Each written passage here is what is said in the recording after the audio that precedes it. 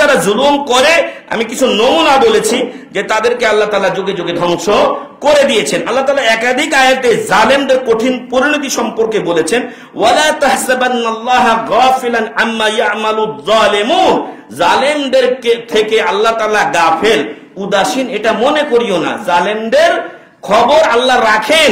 ইন্নামা ইউআখিরুহুম লিয়াউমিন তাশখাসু ফীহিল আবসার, মহান রব্বুল আলামিন তাদেরকে ওই দিনের জন্য ঢিল দিয়ে রেখেছেন, জুলুম কর, কত করবি কর, কিন্তু ধরবো তোকে সেই দিন যেই দিন চোখের পলক আর মারার কোনো সুযোগ থাকবে না।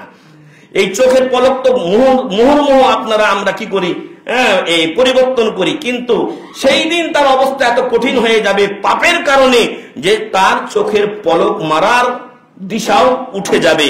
মুহতিঈনা মুকনিঈ রুউসিহিম, এবং তারা দ্রুত কিয়ামতের ময়দানের দিকে ছুটে যাবে, তাদের মাথাগুলো থাকবে উপরে, কারণ তাদের হাতগুলো গলায় এইভাবে বাঁধা থাকবে।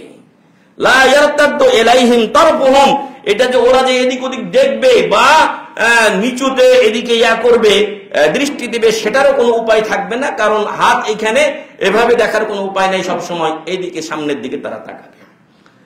ওয়া আফইদাতুহুম হাওয়া, আর তাদের অন্তরে তাদের যে প্রাণ, সেই প্রাণ অস্থাগতের মতো অবস্থা হবে, মনে হচ্ছে যে তার প্রাণ নাই। মানে এমন অবস্থা হয় যখন বিপদ সংকুল এই সময়গুলো গেছে, আপনি যদি ওইরকম কঠিন পরিস্থিতিতে পড়ে থাকেন, তখন কি অবস্থা গেছি মনে হয় আজকে, প্রাণ মনে হয় নাই বুকের ভিতরে, আত্মার ভিতরে, এরকম অবস্থা তৈরি হয়। তাদের কিয়ামতের দিন ওই অবস্থা হবে। যদি আযাবটা পরকালের জন্য রেখে দেওয়া হয় তাহলে আরো কঠিন শাস্তি তাদের হবে।